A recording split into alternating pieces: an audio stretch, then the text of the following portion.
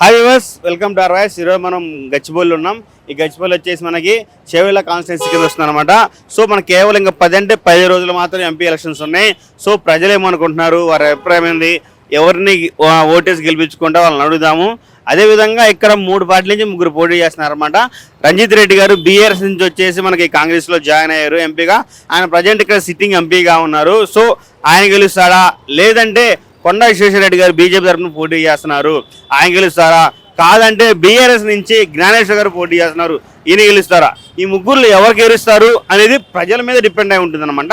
So ప్రజలను అడుగుదాం, ప్రజల అభిప్రాయాన్ని అడుగుదాం, వాళ్ళు ఏమంటున్నారు, వాళ్ళు ఎవరిని గెలిపించుకుంటారు, వారు మాట్లాడి తెలుసుకుందాం అన్న. ఇప్పుడు 10 రోజులు పార్లమెంట్ ఎలక్షన్ జరగబోతున్నాయి కదా. సో ఈ పార్లమెంట్ ఎలక్షన్లో మనకి చేవేళ్ళ నుంచి ఎంపీకి ఎవరిని గెలిపించుకుంటారు? ఎంపీ అంటే ప్రస్తుతానికి అయితే ఇప్పుడు సెంటర్ చూస్తుంటే మోదీ ఉన్నాడు.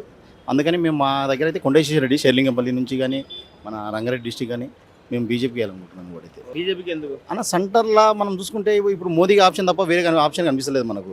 ఇప్పుడు గాంధీ మన ఇప్పుడు కాంగ్రెస్ అంటే కాంగ్రెస్ ఏడు ఉందన్న, ఎక్కడ నుంచి చెప్పు కాంగ్రెస్ ఒక 2 జిల్లాలు తప్ప ఎక్కడ లేదు నీకు.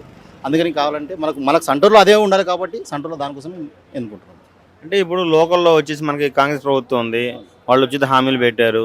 దానితో ఇప్పుడు వచ్చేసి రంజిత్ రెడ్డి గారు వచ్చేసి కాంగ్రెస్ ఎంపీ, ఓకేనా. సో ఇవన్నీ కాదని జనాలు బీజేపీకి ఎలా ఓటేస్తా అనుకుంటున్నారు అన్న? రంజిత్ రెడ్డి ఫస్ట్ ఏడున్నాడన్నా, బీఆర్ఎస్లో ఉన్నాడు. మరి బీఆర్ఎస్ నుంచి కాంగ్రెస్కి ఎందుకు పోయిండు అంటే నువ్వు ఎక్కడ రోలింగ్ ఉంటే అక్కడ వెళ్తున్నావు అంటే నీ మంచి లాభచ్చటాల కోసం పోతున్నావు, కానీ మా కోసం అయితే కాదు కదా. అందుకని ఈసారి మేము కంపల్సరీ ఆ రోజుని రూలింగ్ గవర్నమెంట్ కాదని చెప్పి ఈరోజు కొండేశ్వరరెడ్డి బయటకు వచ్చిండు. బయటకు వచ్చినందువల్ల ఈరోజు కొండేశ్వరరెడ్డి మీద మాకు నమ్మకం ఉంది కాబట్టి మేము కొండేశ్వరరెడ్డికి ఓటు వేయాలనుకుంటున్నాం. అది ప్రస్తుతానికి బీజేపీకి వేయాలనుకుంటున్నాం ఓటు. కాంగ్రెస్ అంటే కాంగ్రెస్ ఏం లేదన్నా, మేము ఆటో డ్రైవర్ నడుపుకునేది, ఆల్రెడీ మన బతుకులు రోడ్డు మీదకి వచ్చినాయి. ఇంతవరకు 15,000 అన్నాడు, ఇంతవరకు 15,000 వేసింది లేదు, చేసింది లేదు. అంతో ఇంతో కేసీఆర్ పెట్టుండే. కరెక్ట్ చెప్పాలంటే అన్న, నెక్స్ట్ గవర్నమెంట్ మళ్ళీ వచ్చేది కేసీఆర్. మన లోకల్ వరకు సెంటర్లో ఉంటే బీజేపీ అన్న, సెంటర్లో లోకల్ వరకు అయితే వీళ్ళు ఇట్లే ఉంటే బర్బాదు. ఇంకా కొన్ని రోజుల్లో మళ్ళీ టీఆర్ఎస్ వచ్చే అధికారం కంపల్సరీ ఉంది. సెంట్రల్లో బీజేపీ ఎందుకు వస్తుంది? సెంటర్లో బీజేపీ అంటే అన్న, ఇప్పుడు ప్రస్తుతానికి జమ్మూ కాశ్మీర్ కావచ్చు, పాకిస్తాన్ బార్డర్ కావచ్చు, మనకు ఇప్పుడు పరిపాలించే కాబట్టి ఎన్నో దేశాలు తిరుగుతున్నాడు నరేంద్ర మోడీ.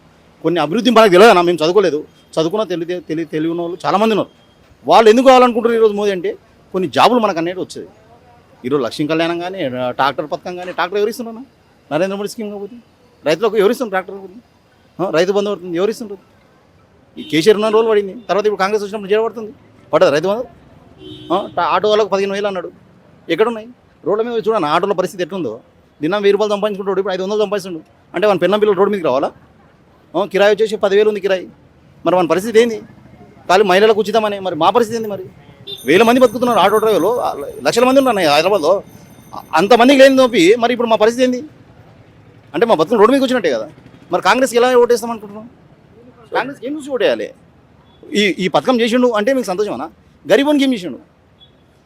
కేసీఆర్ చేసిండు గరీబోనికి.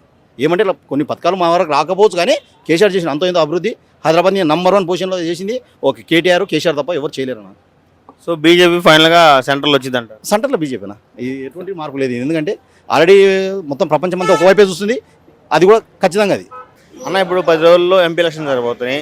ఈ ఎంపీ ఎలక్షన్లో చేవెళ్ళ కాన్స్టిట్యున్సీ నుంచి ఎంపీ క్యాండిడేట్ని ఎవరు గెలిపించుకుంటారు? లోక్సభకి మీరు ఎవరిని పంపిద్దాం అనుకుంటున్నారు? కొండా విశ్వేశ్వరరెడ్డిని గెలిపించాలనుకుంటున్నారు. కొండా విశ్వేశ్వరరెడ్డి బీజేపీ ఓటుకి. ఎందుకు బీజేపీని ఎందుకు? ఇప్పుడున్న కాంగ్రెస్ ఉంది కాబట్టి, దానికి ఆల్రెడీ టీఆర్ఎస్తో తక్కువ ఉంది కాబట్టి బీజేపీ ఉంచుకుంటుంది. ఎంపీ మోడీ గారికి మేము వెళ్ళిపోయాలనుకుంటున్నాం. అంటే ఇక ప్రభుత్వం వచ్చేసి కాంగ్రెస్ ప్రభుత్వం ఉంది, దానితో వచ్చేసి ఉచిత పథకాలు అవి పెట్టాడు. ఇంకోటి ఏంటంటే రంజిత్ రెడ్డి గారు బాగా పోటాపోటీగా ఉన్నాడు, ఇంకోటి ఆయన సిట్టింగ్ ఎంపీ కూడా.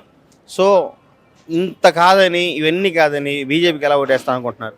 ఆల్రెడీ 5 సంవత్సరాలు పరిపాలించిండు ఆయన ఎంట్రీ కూడా మేము ఆల్రెడీ లాస్ట్ టీఆర్ఎస్ ఇప్పుడు ఆయన మన కాంగ్రెస్కి వెళ్ళిపోయింది కాబట్టి మేము బీజేపీకి ముందుకు. సెంటర్లో మోడీ ఎందుకు? బాగుంది, పరిపాలన బాగుంది. ఇప్పుడు 5 సంవత్సరాలు కూడా బాగుంటుంది, మన హిందుత్వాన్ని పెంచుతాడు, మళ్ళీ ఇలాంటివి బాగుంటుంది.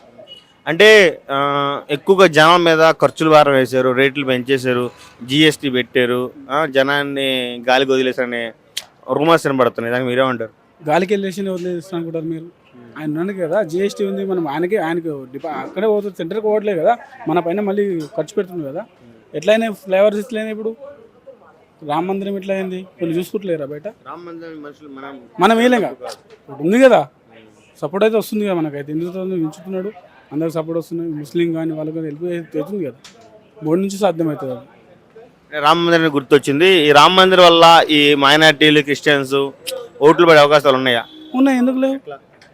మన ముస్లిం వాళ్ళు కూడా మీరు రామ మందికి వెళ్ళట్లేదా? ఎంతోమంది వెళ్తారు. మతం అని చెప్పి మనం ప్రచారం చేసుకున్నాం. మతం అనేది వాళ్ళు సృష్టించుకుంటాం. మనం అంతా మనసులో ఒకటే. సో అందరు కలిసి ఓటు వేసుకుంటారు, అందరు కలిసి గెలుస్తారు. సో ఫైనల్గా బీజేపీ గెలిచిద్దంట. బీజేపీ గెలుస్తారు పక్క.